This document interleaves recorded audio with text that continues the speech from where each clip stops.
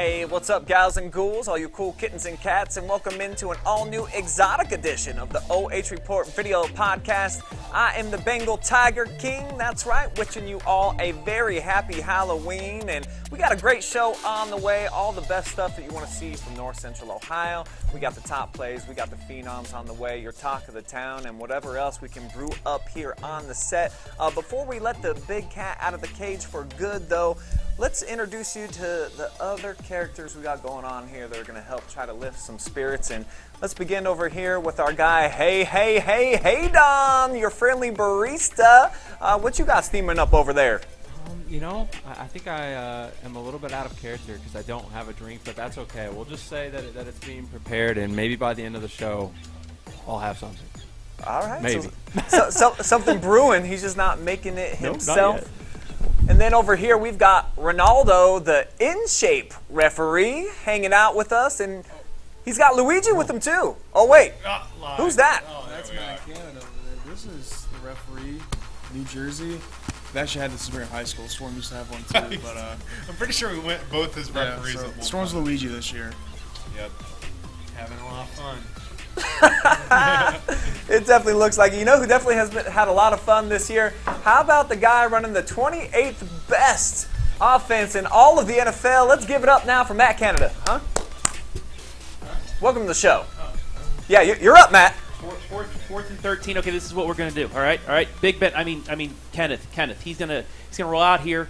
This wide receiver, you're going to come back this way, so your momentum's taking you away from the play. So you got your first option. Your second option, it's an out, 2-yard out. They're never going to bite on that. So you get the 2-yard out, and Kenneth has to lead him, so he's going right into the sideline. Then his third guy, he just go out of bounds. They won't guard you when you're out of bounds, right? Just throw it to him there. And it's plays like that that's going to take you straight to the top, and that's what we got as well from. Let's go ahead and roll out those Phenom nominees from week number 11, a special playoff edition. Hit it! The best individual performances on the OH Report from week number 11. These are your Friday Night Phenoms. Our first nominee comes from Scott Bailey Memorial Field, as Crestview's QB was sensational versus Wayne Trace. Hayden Kuhn was dialed in, dicing up 147 pass yards, 3 touchdown passes, a rushing touchdown, and of course, snagging 2 interceptions defensively as the Kings of the Firelands Conference move on in the postseason. Another dominating showing for the Crestview Cougars, and of course, QB Hayden Kuhn getting it done through the air and on the ground and defensively, a little QB on QB action with 2 interceptions. What a huge night for the Cougar signal caller, also getting it done on defense. Nominee number 2 comes from North Robinson as Colonel Crawford running back Micah Thomas grounded and pounded his way to 4 scores on 12 carries on just 51 yards rushing. That's 1 score every 3rd carry as the Eagles earned a rematch against Cary with a first-round win over Margaretta. The yardage might not blow you away, but all he needed was 12 carries to have a hat trick in the first half and then added 1 more on in the second half. Definitely the most physical guy on the field that night. Glad to see Micah back from injury and putting on a big performance. It must have been a full moon because Mason was howling at the first half like the wolf that he is. Ow! This dude cooked Shelby's defense for 49 points in less than 2 quarters of work, throwing 3 touchdowns and accumulating over 200 yards of total offense. Again, folks, that's just 24 minutes of gameplay, and he was chomping on a 50 burger as West Holmes stays unbeaten at 11-0. Yeah, I know it's Halloween, but imagine how scary these numbers would be if he played all 4 quarters. Mason Wolf putting up a full game's worth of work in just 2 frames of play. Look at the dimes all night long from Mr. Wolf, making our countdown. Our 4th nominee comes from Arlen Field, and he goes by the name of Keontae Bradley.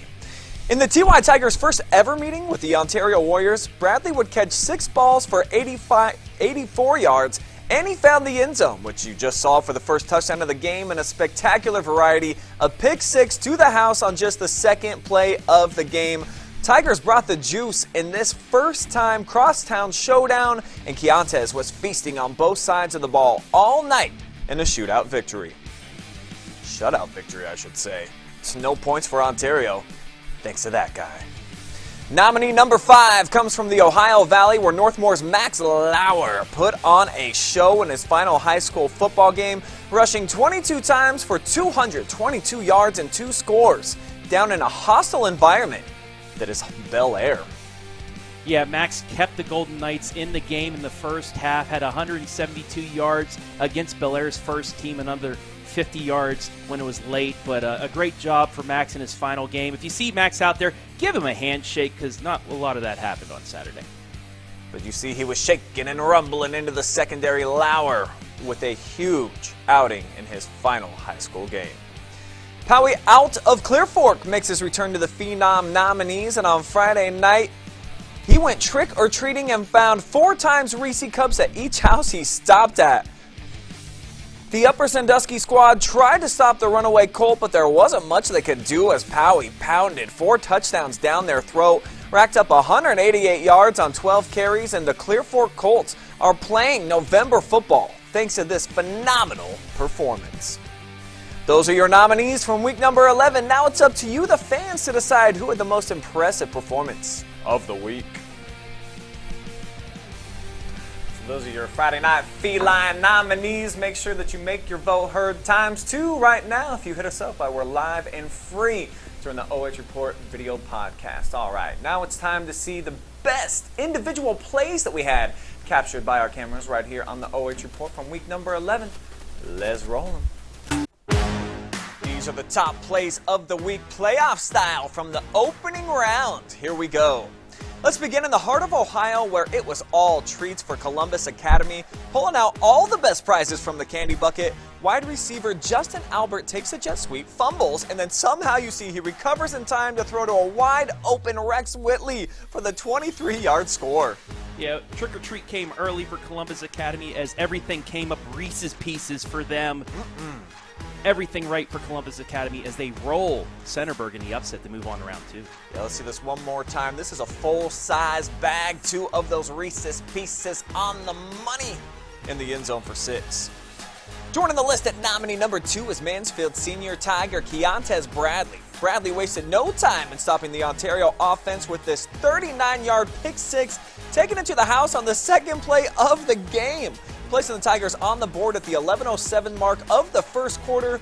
Talk about a welcoming committee of one. Bradley ushering the Warriors into their first ever trip into Arlen Field with an early escort into the end zone with a big smile to go with it. And how about a little Dion high step on his way into the zone? Cashing in at number 3 is Margaretta freshman Judah Keller, who put his speed on full display for a 90-yard touchdown on this kickoff return. This baby polar bear froze the Eagles' flight path to find his way into the end zone. It wouldn't be enough to walk away with a win, but Margaretta got a monster play from their 9th grader on the road. And this wasn't Keller's only touchdown of the night. He personally kept them in this game in the first half. Just wasn't enough to pull away, but a bright future ahead for Mr. Keller. Let's show you a proper play at nominee 4 because Zevin was catching and moving like a pro. Check out this back-breaking 63-yard touchdown by Proper to sink Shelby into a deep hole you'd need a 90-foot ladder to crawl out of. Feast your peepers on the combination one more time here as we run it back of Wolf to Proper, looking like Mario and Luigi navigating their way to Bowser's castle, only the Knights weren't saving no princesses. They were winning big. 49-7, and look at all those defenders having no shot, not even a fingertip on Proper as he scoots in for the big score. Nominee number 5 comes from a DB who mosses the defender as if he's on offense. Crestviews' Caden Cunningham goes all jump man over the wide receiver and makes him look silly as the Cougars demolish the Raiders on this night, 38-0. Caden Cunningham absolutely posterizing his defender right here, jumping right over top. Watch ahead, young fella. Yeah, climbing the ladder, looking more like the Detroit Piston as opposed to the Crestview Cougar with that athleticism. Those are the top of the charts plays from this week of high school football postseason action. Head into the comment section below to make your vote count. So make sure you got your vote in. Make it count ×2 right now, live and free during the OH.Report video podcast. But we're going to send it from the Big Cat Rescue now over to our referee. I think we're going to start here with Ronaldo. What you got for us today, pal? Yeah, Brian. So I Got a couple things on the docket today that I'm kind of excited to talk about, but this one is kind of more of a opinionated thing to kind of ask the whole entire room here. So we can roll the first clip. Just over the weekend, Jake Paul defeated Anderson Silva, and I'm not, a huge boxing fan, but I know Brian, you're pretty into this stuff. So first, I'll start with you. Is Jake Paul the real deal? I mean, Anderson Silva, he is older, but he's not a boxer either. He's from MMA, but defeating him, I think is still a big accomplishment, Brian. So what are your feelings towards this, and how do you feel about Jake Paul? Well, name's Joe Exotic. Appreciate you though addressing me bad, by my surname. Honestly, I'm a little sad that this got spoiled for me because I've been meaning to watch this thing. I didn't know the result, but now I know. I'm a little Brian. surprised. Now I got to be honest. My bad, Joe. Anderson Silva, that was that dude back in the day. He was the #1 guy in MMA, period, for a long time. I would say from about, off the top of my head, 2007 to 2012. Nobody beat him. He had all the records until Kamaru come along. That was probably the most dominant fighter ever in the history of MMA. I'm surprised to see this, but I also know that Jake Paul's dedicating his time 100% of the time now only to boxing. He's got a couple of elite trainers. He's eating right, and he's putting in the time and effort. So the age difference, 22-year gap between Anderson the Spider and Jake Paul, I think it's a little combination of both. I don't think Jake wants the smoke from a real boxer just yet, but in these matches against some previous legends, I think he is special. I think he's good enough, as you see right here, to keep knocking out these type of fighters. Well, Joe, I want to apologize for spoiling it for you. I did not know. It's okay. Now I do feel a little bit bad, but does anybody else have anything about Jake? But I will say, Brian, it is still worth the watch, to go back and watch, even though you know the result. It was a good fight, so is that the only one? He's a real deal, man. He really is. I mean, he's proved it. I was a big Paul hater before. I mean, I still really don't like him, but I mean, he's at least a good fighter. Yeah, he's well, people that say he doesn't try to fight real boxers, he had 2 contracts signed with 2 real boxers, Tommy Fury and I forget the other guy's name, but they both backed out. So I mean, he can only really control what he can control, and he signed both contracts and ended up backing out. So I think Jake Paul's up there. I'm excited to see if he takes on, I mean, he called out Canelo, so I guess we'll see if he and Nate Diaz. So we'll see if they take that one, but we'll move on to my more themed Halloween talk here, but just a couple questions for you guys that go around the room here. How much money do Americans spend on Halloween? I'll start with you over there in the corner, Mr. Barista. I mean, Candy? yeah, we're talking candy, Just costumes, on general Halloween, like candy, like Props, costumes, Ooh, decorations. I mean, it's definitely got to be over 100. 100. Well, under? Not on the average, like family, like Okay. all together is like United States of America. Oh, okay. $3. $1 billion. $1 billion. You're close, Hayden. Oh, my. Hey, we'll go around. Joe? I mean, just this outfit right here it cost me about 100. I know in candy we got probably at least 100 at the house, so that's a couple hundred for me. Times that by 300 million people out there, because I think everyone's pretty similar and just, hey, it only comes once a year. You want to get dressed up, you want to have fun. I'm going to say 1.5 billion. Matt Canada? Well, I know Brian alone, his wife likes to buy all the decorations and stuff, so it's All probably about the $1 million decorations. plus for them alone. I have 1.6 billion. Oh, my. Storm? I'm gonna go dollar. I think everyone's over. $1. Yeah, the Everyone price else is right. over. It's $3 billion. Oh, okay. The only holiday that spends more is obviously Christmas, but As it should. Thanksgiving should be up there, but it's Yeah, not. it should. How many pounds of candy corn do we make a year? This is a good one for you, mister. It is. So how many we produce? How many do we make a Okay, year? well, yeah, How many pounds? Okay, many I pounds? obviously like to eat it, but not everyone does. But I feel like they still produce a ton, so I'm gonna go with over the amount we spend. I'm gonna say like 4 billion pounds. Oh, 4 billion. Yeah, pounds. 4 they're billion. making 4 billion pounds, only about 3 billion getting eaten. That's the best part. These are just for decoration, though we found the new concoction with Yeah. peanuts. They're actually digestible by themselves. Bleh. I ain't going that much. I'll say 5 million pounds. Matt Canada? 15 million. Luigi? Only 10 million. It's 35 million All right, darn. pounds of candy corn. A billion was taking a me little bit over up there. by a lot. They used to call candy corn chicken feet. Oh, I actually found that too. that So. ruins it for me. Tastes like it. Last question here. Highest grossing Halloween movie of all time. go the same order. Go ahead. Got any guesses? Oh, of all time, it's got to be. Is it? Can I like give a wide range and say it's in the? In a wide range. It's got to be one of the Halloweens, right? With like Michael Myers. Yeah. It's not. Oh, Which surprised me. Then I don't know. Joe, you take it. I'm not good with these. Well, I'm trying to think about it. Hocus Pocus is a really big one, but I think True. that flopped actually at the box office and then later became popular. Nightmare on Elm Street, I don't think did real good fresh out the gates. Is it a horror movie? Yeah. It's a horror movie. It's a Halloween movie. I'm It's gonna recent go. too. I think I know it. It's a recent It's one. recent. The clown. God, there's about 30 Saw movies. Yeah, I'm gonna go with It, the new Yeah, I was gonna say, I reincarnation don't of know It. It was it. Oh, that was it. That was it. good. That was That was it. my That was answer. it. It. Yeah. So Clown with yeah, the blue. Yeah, the new It, one. like not It 2, but the original It like came out like I think I was in high school. But go ahead, Storm. I'm done. It's all up to me. Yeah. So my first topic, I wanted to say, so the NBA started recently. I don't think we've had a podcast since it started. I don't think. Cause No, we didn't missed have one last week, so this is all fresh and new. Yeah. So my first question for everyone was, I don't have an answer for that. Siri doesn't have an answer. Yeah, if Siri don't have an answer, how can we? This is too much, Luigi. Do big market teams like the Lakers, despite being horrible, get too much attention from the media, even though that there are better small market teams? So Yes. Yes. I'll answer your question first, Storm. I think but I think this also goes for all sports. Like the Cavs probably aren't getting talked about a lot, but They don't. LeBron's They're 5-1. one-win Lakers are because they have LeBron and they're in LA and they're a big market, and which I mean, some of that like LeBron deserves, but he also deserves some of the the hate too. That they're 1-5 and they're one of the worst teams in the NBA. I believe record-wise they are the worst team in the NBA, but tied with the Kings. we put the Pistons on here, Storm. I know you're a Pistons fan. They just beat the Warriors, so we got to give the Pistons some love. So Cavs are doing good too.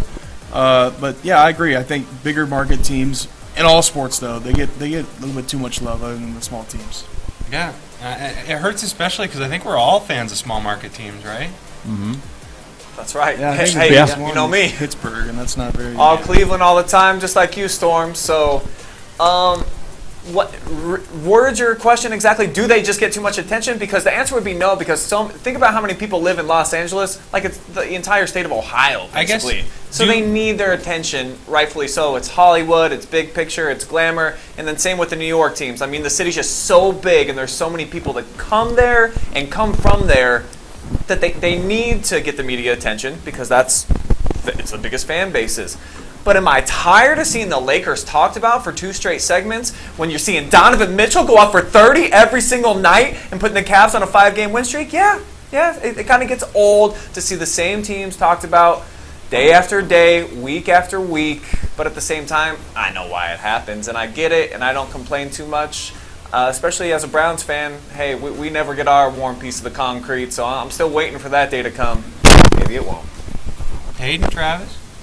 I mean, I get what you are saying, Joe. I understand why it happens, just with the way things are, and sometimes they give the bigger headlines when they have the bigger names, whether they're doing worse or not. But it does frustrate the heck out of me. I get so tired of it, especially when they're not doing anything, especially when they're not doing anything like Detroit beating the Warriors the other night, or was just reading up on the Cavs just set the record for the most threes made by a trio in a game. You don't hear about that. So it gets frustrating hearing about Russell Westbrook every day, and hopefully that changes. I have to go a little bit off of Brian because these bigger market teams, people either hate them or love them. So they want to see the coverage if they lose, or if they want to see the coverage if they win. I think it's the same with the Cowboys. It's the same with the Yankees, the Dodgers, the Lakers, any New York, the Knicks, anybody like that. You either love them or hate them.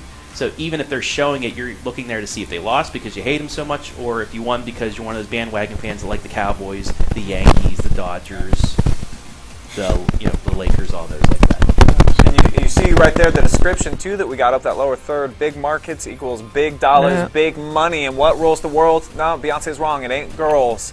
Ooh. It's the mighty dollar bill. All right, so my second topic was it's pretty scary. The Lakers start 1-5.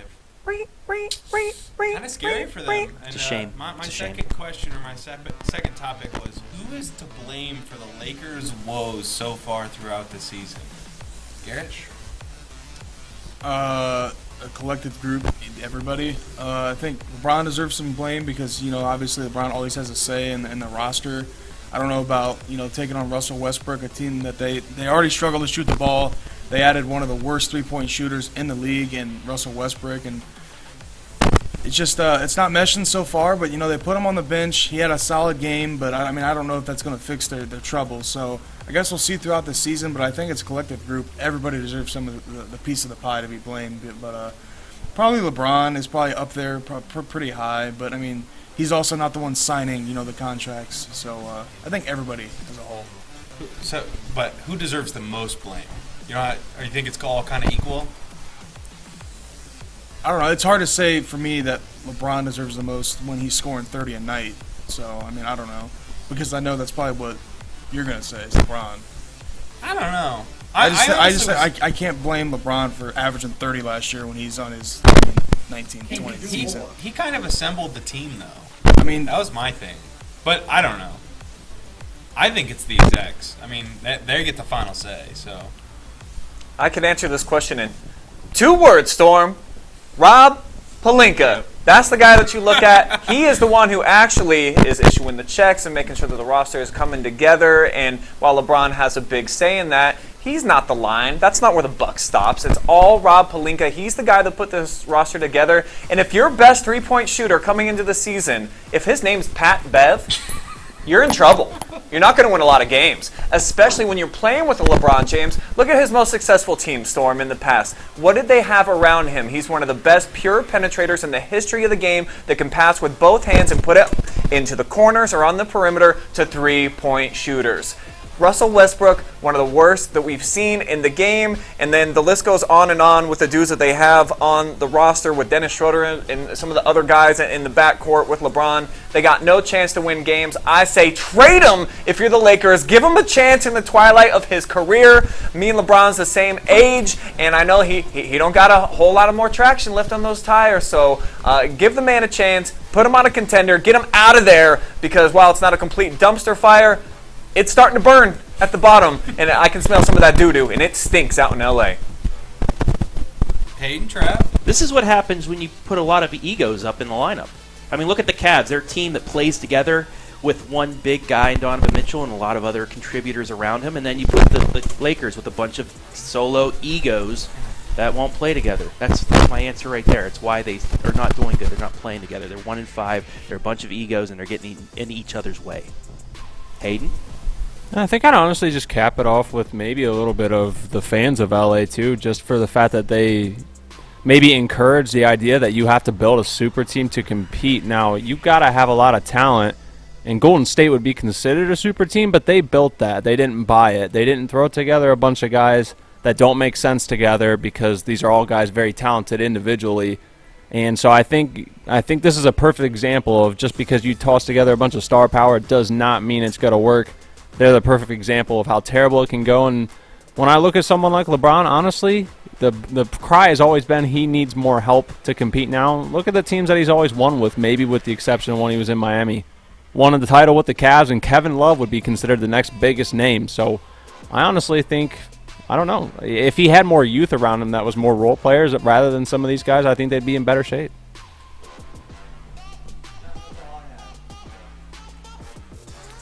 What can fix it, Storm? Yeah, but yeah. Shipping LeBron out of town and starting anew. They have no draft picks. You got to start over.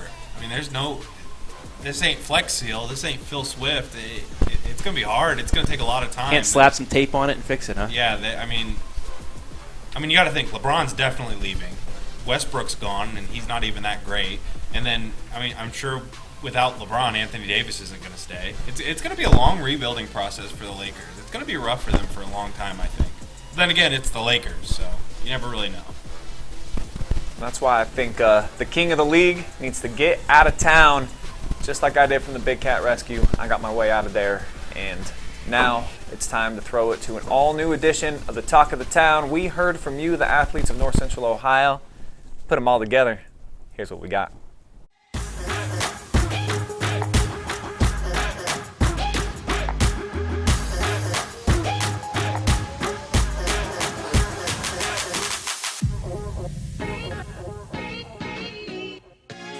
there is a lot to do off the field as they're in on the field. What kind of leadership role are you going to take into the practice this week?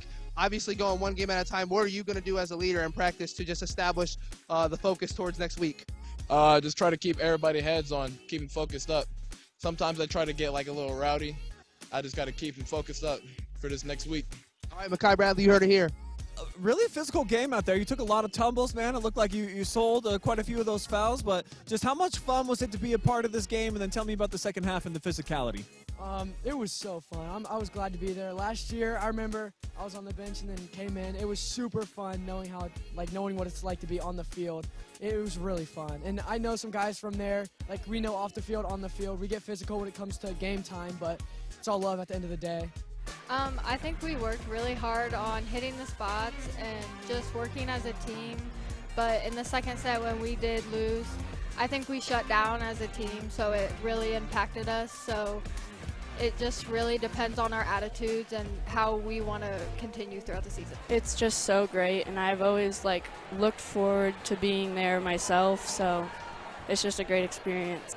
I think we worked a lot on individual things, but we also worked on being a good team and playing well together. So our serve was really good today. We kept them out of system, and we kept our energy up, which I kind of think shut them down, and that's how we pushed ahead. Well, this week coming in, we knew they were on a 9-game win streak, and it was going to be a hard crowd to come into, and we prepared for that. And I mean, the O-line, they're great. Those 5 guys up front, they've been blocking for me all year, and they really just make the job easy. So we weren't too worried. We knew we needed to execute, and we got the job done. I think in the beginning we were a little tense to see how we would play, and we were a little tense. But then once we got out energy and we relaxed and we started playing with each other, I think that's what made me get through. All right, so first of all, the line was moving there. Y'all was running the ball well, running the ball first half, running the ball second half. What did y'all see out there that made you guys so confident in the run game? We just knew we were stronger and more physical than them, and we wanted to take it to them. It feels great, Wayne Tracy's a really good team. Their record didn't show how good they were. They're in a tough conference, and it just feels good to get the win tonight. But I mean, you guys got Fair, Baldridge, Proper, yourself, Jeffries. I mean, how deep and how talented would you say this team is? We're a good group of kids. We just listen to our coaches and do the things right in practice. We are just a top team. We play great in practice. We'll play great in the game. You see the celebration is on down here with you and your boys. 6 straight district titles for the Lexington Minuteman program. How cool is it to be part of the purple and gold and everything you guys are accomplishing? It feels amazing. To leave our legacy and to keep going is just what a journey for us. It's amazing. Man, I love my city. I love Mansfield, man. Our kids are great. I love our kids. They come out and they play hard, man, and they created this opportunity. We controlled the controllables. We played well tonight, and because of that, we was able to dominate this game and get back here next week against Defiance. Well, I would like to thank. This time last year, I was standing on the sideline because I tore my ACL. So I don't like bragging, but I overcame some adversity. So it's just me just getting low, and I just see the holes, and I just keep on going. I see in the little bit in the second half, there was a little bit of miscommunication with the receivers, sometimes a little bit of routes. Just what's the attitude going into practice as it's playoff ball, so you don't have another chance if you lose, you're out. So what's the attitude going into practice for the rest of the week? We just stay positive, Communication is key, so we do a lot of extra stuff just to get on that same page. You got any shout-outs for the people out there? My mom, what up? All right, I love you, man. So your first tournament game, you go to penalty shootouts with Madison, you win 2-1. Do you think that that's kind of fueled you guys during the tournament now, giving you some belief? You knocked off the 5-time defending district champs there. Oh yeah, that definitely helped. We knew they were coming in angry since the first loss, and it just really gave us the energy that we needed to continue. So coming into this season, you guys feel like you were going to be moving on to the regionals again? Is that just always the standard here? Oh, yeah, it is. We didn't want to be the team not to do it, obviously. So we just worked hard all season, expected to be there like normal, so yeah.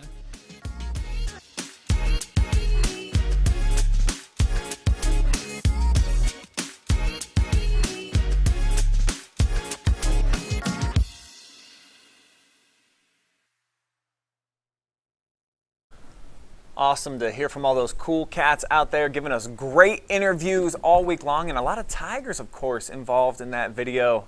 What is not to love about all of that? Well, gentlemen, if there's one thing that I know about, it is how to wrangle some Tigers. That's right, and I heard that there's a pack of Bengals, actually, that are loose up in Cleveland at First Energy Stadium, so let's go ahead. Take your pick, break it down for me, let you know how you're feeling about the Monday Night Football game. Will it be all boos for the Browns, or will it be more like booyahs from Cleveland fans? Who you got on Monday Night Football, Mr. Barista? I'm trying to, I was trying to equate this to coffee, but in some way, right now, the Browns, they've just kind of been bland. They've kind of been... No cream, no sugar? Getting stuck in the filter.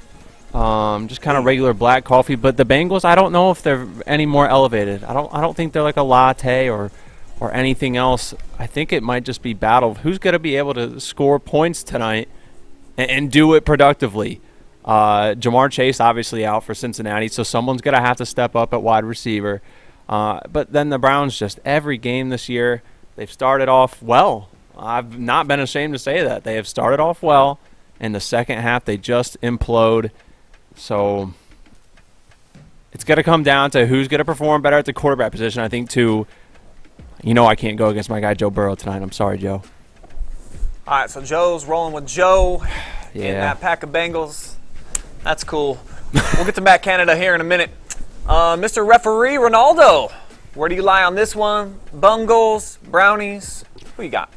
Well, Brian, I think it depends what kind of Browns we're getting tonight. Are we getting the Nick Chubb Browns, or am I going to have to rely on Jacoby Brissett? Because I think that's two different variations of the Cleveland Browns. If they give the ball to Nick Chubb, I think they have, their likelihood of winning the game, increases by a ton. But if they, if it gets in a shootout, which if you're going up against Joe Burrow, the past 2 games he's thrown over combined 700 yards and 7 touchdowns with no picks. They've caught their stride offensively. They do lose Jamar Chase, but they're loaded at receiver. They got T. Higgins and Tyler Boyd that's going to be able to step up in there. Is Denzel Ward playing, Joe? I think he's game time decision tonight. Okay, that's also a big deal. If he doesn't play, then I think that the offensive and defensive argument there for the Bengals, I think it favors the Bengals. But they give the ball to Nick Chubb. They control the clock. They can win. They got the home field advantage. But I don't know. Right now, I got to go with the Bengals. Yeah, I think that Nick Chubb, I kind of really compare him to like a lion trapped inside of a human body. He just wants to burst out and get on the scene. He leads the NFL in rush yards. Let's see. Touchdowns, yards after contact, most missed tackles forced, and the most explosive runs. That's 20-plus yard runs. So I think you're right. Just give Nick Chubb the football. Browns are 2-0 and they give him 25-plus carries. We'll see if it happens tonight. Will it happen tonight? And what's going to happen, Luigi? I don't know. It's hard for me to bet against Joe Burrow, but in Cleveland, and it's such a bitter rivalry. It's the battle for Ohio.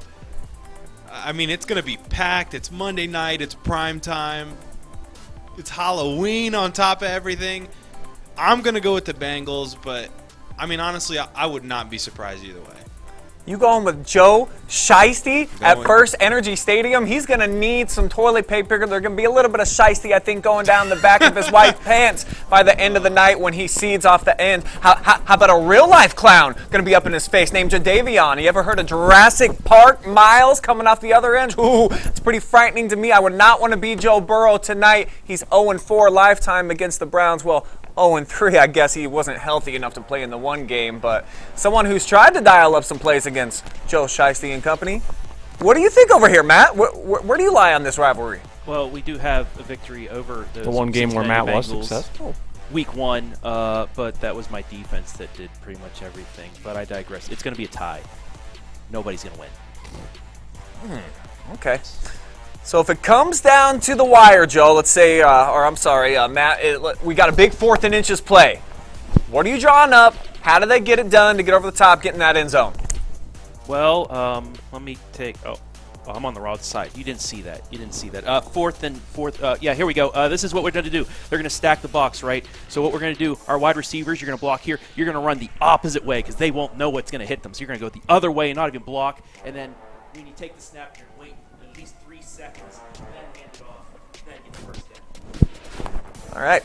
I think you guys all know where I'm going with this. And, hey, when the Bengal Tiger King's in the house, I be wrangling. They're going to have no chance tonight. I'm telling you folks out there in Cleveland, I'm going to be in the building. I'm going to be sitting in the second row. I'm going to make sure that Joe Burrow hears from me. He's going to be saying "brr," because there's going to be so much cold language coming off of these lips in his direction. I'm taking the Browns in a big win. Not even a small pint size. I want the full size candy.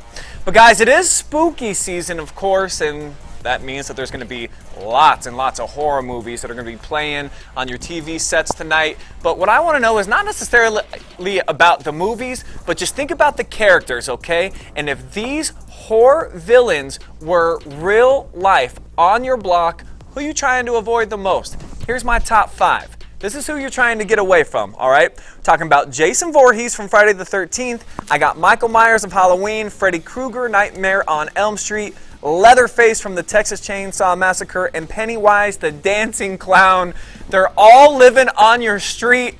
Who is the creepiest one that you wish you didn't move down the block from, Matt? Well, I would be afraid to sleep for one of them. And then for Michael Myers, it seems like it doesn't matter where he's at, he's faster than you. What's going on with that? He seems like he's a limp. You can stab him on anything. He's like T.J. Watt. He keeps coming after you. And it doesn't matter where you go. So I'm going Michael Myers. Michael Myers, okay. It may seem like a cop-out, but I don't mess with anything scary, anything horror, anything actual scary Halloween. So I am looking on airline tickets and immediately selling my house. I don't mess with any one of these. They're all terrifying to me, all equally horrifying. All right, so G-Man and Storm over in the pig pen, or excuse me, Ronaldo and Luigi. I know you guys are babies. You've grown up in the YouTube era. You probably don't even know who any of these characters are. Let me help you out a little bit, okay? So Michael Myers, I at least know that G-Man now is familiar with him. Jason Voorhees, he's a little kid. He drowned at Camp Crystal Lake. Nobody took care of him. And then his mommy got revenge. And oh, by the way, he's still alive, and he's out there, and he's cutting up everybody in the neighborhood. Don't stay at Camp Crystal Lake, all right? Freddy Krueger, when you're awake, it's okay, but as soon as you drift off into Betty Bye, oh buddy, he can go right into your dreams and he can kill you in real life. So better get as much Adderall and caffeine in your diet as you can. Stay awake forever. And then Leatherface, I've only seen this movie like once or twice, but he cuts you up, he takes your face, he trims it off, he puts it on his, and Pennywise the Dancing Clown, well, he takes you down in the sewer and bad things happen there. Who are you trying to avoid? See, I've seen it, and it didn't do it for me. He wasn't very frightening for me. I don't know, and I actually am kind of terrified of clowns, but it didn't do it for me. Halloween doesn't really scare me either, and I haven't seen the other 3 that you alluded to, but I feel like when I think of like Halloween, I feel like Michael Myers is the first character I think of, so I want to avoid him.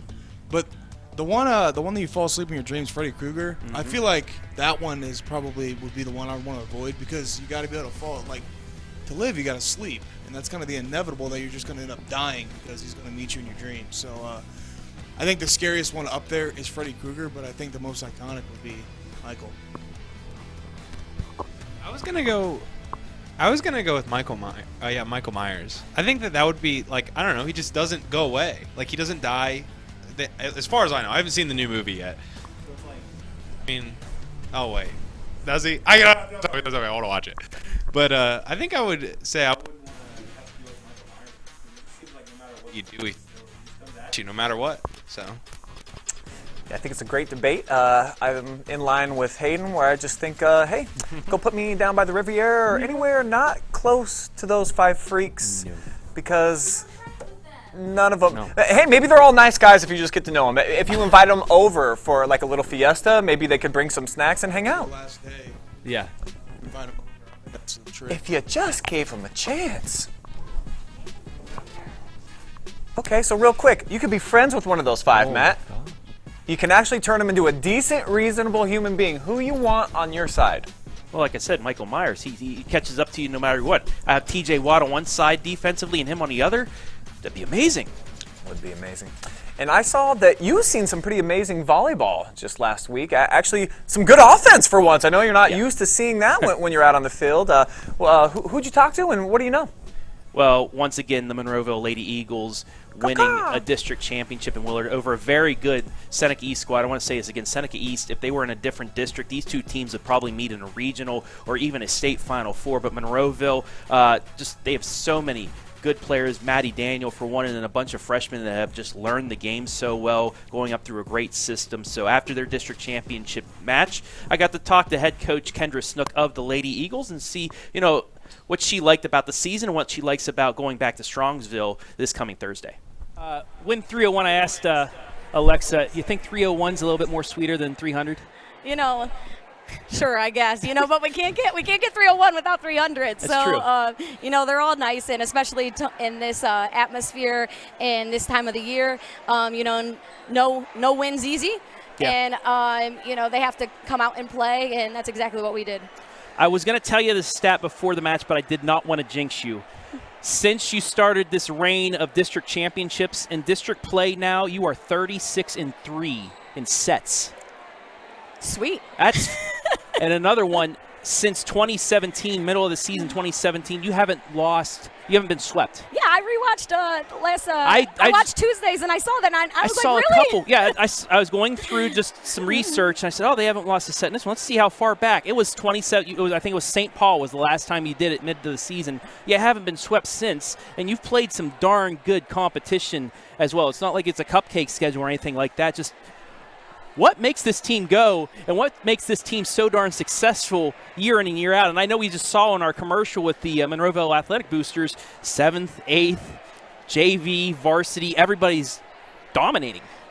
People have bought in. I've been here for 14 years. I remember my first meeting, and I have some alumni that talk to me about it and say they remember the first meeting I ever had with them. And I told them, I myself as a player have never been part of a losing program, and I don't plan to start now. And, we built this program. We've had a lot of great athletes. They have bought in. They believe in me. They think I know what I'm talking about, I have a great coaching staff. I've had a great coaching staff throughout the years. They hit the weight room hard.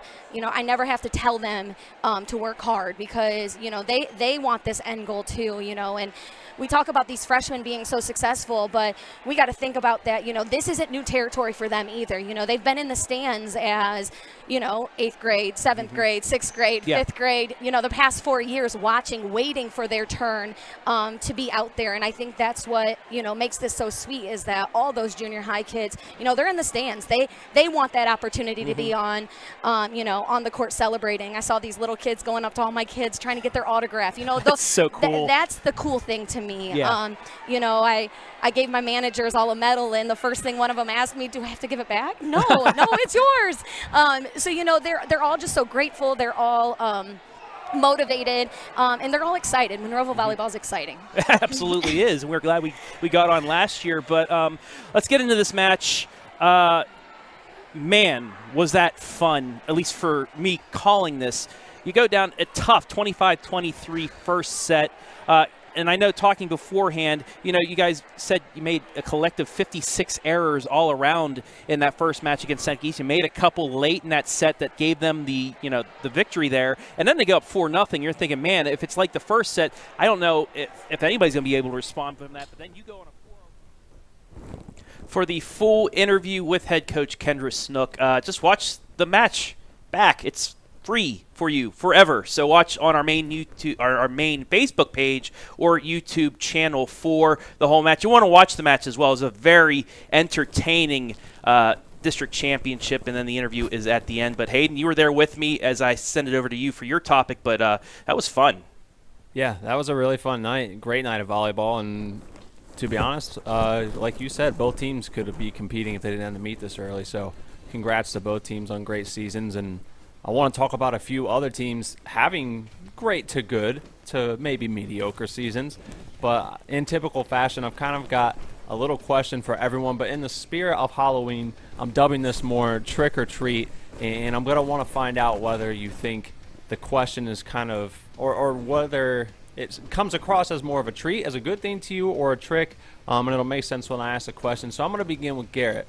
And I came up with this question today, too, because it ties into the thing you asked earlier, Storm, with media and the markets and who gets covered. And one thing I noticed this morning is talking about the NFC, Dallas is obviously considered a big market. Philly, I don't know. They're medium-sized. I would say they're both small, but both those teams, and then as well as San Francisco, are all being discussed as the top 3 teams in the NFC. The Minnesota Vikings are 6-1. So do you think it's a trick or a treat that the Vikings are this good but not being talked about enough? Well, I'll say that Philly deserves their flowers. Dallas is a good team. They got a good defense. But I think the Vikings have to be third behind those. Am I missing a team? I feel like I'm missing a team. Maybe Buffalo? I'm not. Well, they're NFC. AFC. I'm talking. Oh, NFC? I'm Yeah. talking Sorry. NFC. Yeah. Send in text. Come on, Joe.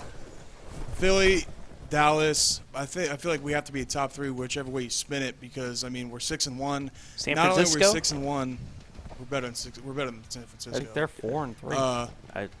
I'll say this.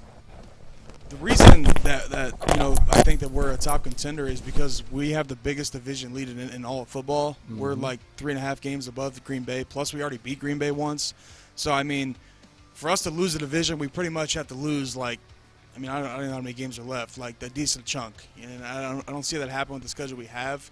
I was a little skeptical to begin the season. I didn't know what to expect out of the new coaching staff, but I think they're legit. I think they're a solid team. They do have their lapses. They do have their limitations with Kirk at QB, but when they can get him in a right situation, the defense is beginning to pick it up. I think they're serious contenders, and I would even put them ahead of Dallas, in my opinion. I think it's Philly and the Minnesota, and Philly, they obliterated us on Monday Night Football. That was just second weekend of the season. Since then, we haven't lost a game. We beat Green Bay. We beat Arizona yesterday, so I think it's a treat. Okay. I mean, they're 6-1. How can you say it's not a treat? The Giants. They lost. Hey, give the Browns your schedule. Let's see what our record looks like. They lost 1 game to the best team in football. They haven't lost. I'd love to get a chance to play the Bears and the Lions twice a year. And you lost to the Joe Flacco Jets when you're up 2 touchdowns. The Jets got just as good a record as anybody in the AFC. What are they? 5-3? 5-3. You lost to Joe Flacco. Up 2 scores. No comment. You know what?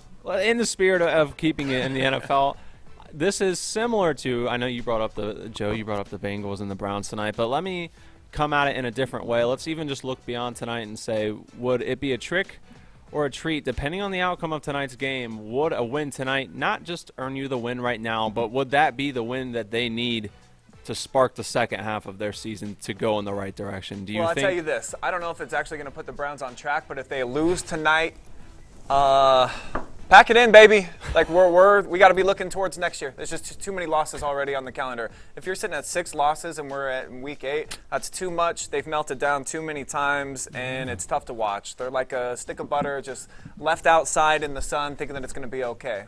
Eventually, it's going to get too hot, and it's going to come sinking down into just a big pile of misery mush, is what we like to call it on Sundays. So if the Browns win, maybe it does put us on a sustainable track. We've only had 1 week so far, and that was the Patriots game where we actually got our butts kicked. Other than that, I really think that the Browns have been the better team and have just done dumb stuff in the fourth quarter. It's been unbelievable they lose games, but that's what they do. Hey, Browns is the Browns. Heard that quote many a times before, and they're right. It's on brand. It's true. I don't know why we can't get of our own way, but if you look at the roster from top to bottom, my goodness, we're at the worst, most challenging part of our schedule right now, so it's going to be tough, but a win tonight is big. Because if we don't get it, Browns fans are going to start checking out.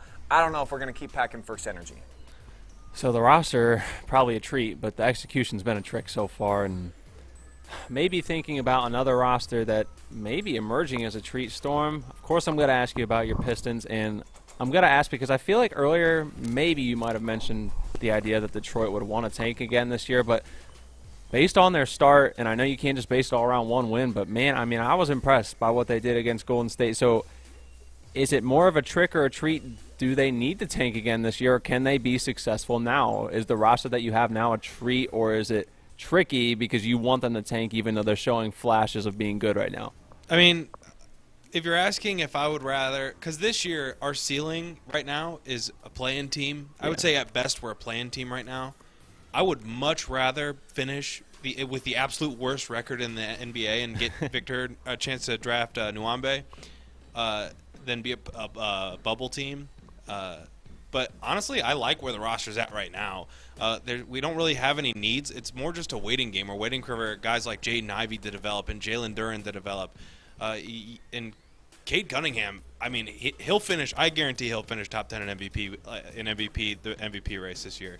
He's that special. He's great, and he doesn't get a lot of credit, not nearly as much as I think he deserves. But like I said, at this point, it's really just a waiting game. So, I prefer we tank, honestly. Just play the young guys, get them a lot of development time, and we'll check back next season where we're at. Can I play a little devil's advocate here? Because it's so hard now to get the #1 pick, even if you have the worst record in the NBA. You guys just have to be in the lottery, and it gives you at least a chance. Playing yourself in a bubble team, I think, does mean that your younger pieces are getting in and that they're playing pretty good. So I like both arguments for sure, but at the same time, for you, if you're a bubble team, that means you're cheering on some Pistons wins, and it's not a total loss of a season. So would you at least be okay with them getting, say, the 8 seed? Oh, I'd be okay with it, yeah. I'm just not going to get my hopes up.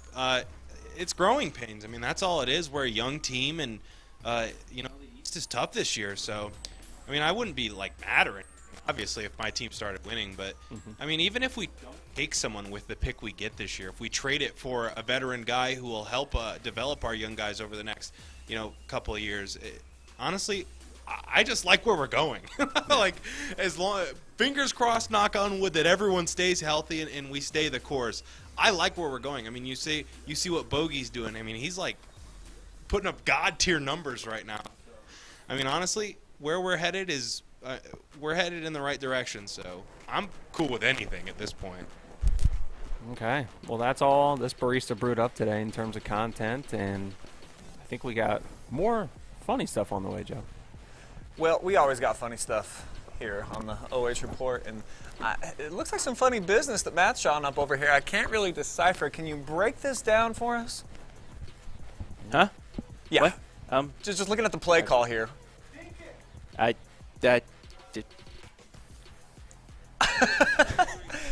And that's Matt Canada, everybody. That's Matt Canada. All right, so we showed you some of our cool videos. We broke down some of our topics, but now let's go out into the big, wide world of the internet and show you the viral videos that you guys need to see. I'll go ahead and I'll just start with mine. I saw this morning, and I thought this was unbelievable. All this is, guys, that's just a dog in a costume, but it's pretty believable. That's pretty terrifying. Pretty terrifying, and now watch. So this guy's just going out of the house with his dog, and look at the reaction he gets. Once it gets close to you, I think it's probably obvious that it's a little puppy, but until then, this is good. This is good. Sweet Lord. You talk about one of the horror characters coming after you. If I lived next door to that thing, nope, I'm gone. Nope, can't take it. So this is just maybe the best pet costume I've seen, period. That's terrifying. Look at the guy trying to fight through the spider web to get away from this poor little innocent. Look how cute the dog's face is when you actually see him. But at the same time, the most terrifying creature of all time. I like that one a lot. All right, let's throw it over to the pig pen now. You guys you're the social media kings on the show. You see a lot better videos than I do, so I'm always expecting top-notch thrillers. Honestly, don't even know which one I submitted. We can just go ahead and roll it, and I'll talk us. Yeah, I'd love to see it. I'd love to see it. Oh yeah, I don't know if you guys seen this, but the security guy, he was acting like he was not in the routine. At least I think he was in the way, and then he hops in the routine. And he gets after it too. I believe it was at the Tennessee football game over the weekend. He is in there too. He's eating it up. Is this actual security? That I don't know. I would say no. Because if it was, it definitely choreographed here. So, but still, I got to give the guy some flowers, give him some love because it's got some of that Dak Prescott hip movement going on there. That's pretty good. I was impressed. Can he block? Mine's a pretty good one, I think, this week again. Let's just roll it. So I don't know how versed in chess you guys are, but I think that this is so hilarious. Two bishops when they're right across from each other, because the bishops, they can only move diagonal, so they're just in a stare down. I don't know. I think it's hilarious. Not intellectual enough for chess. Yeah.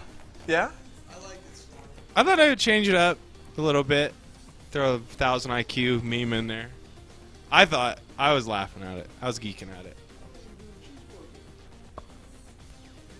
No, I didn't do the Pizza Hut cheeseburger one. I'll do that next week. More my intellect. All right, y'all. I think that's going to wrap up our show. What a the mic showdown drop right moment. there. Appreciate everybody out there watching today on the Facebook and the YouTubes. And, hey, it's Halloween. Anything can happen. Get out there. Live up the night. I'm going to be headed to First Energy Stadium as soon as I roll out of here. So if you're coming up, drop me a comment. Let me know. I'm going to try to take a picture with as many people with awesome costumes as I can. And I'm going to put up a big portfolio gallery picture on our website. So this is Joe Exotic. Peace and out for now. I'll let you guys do the same.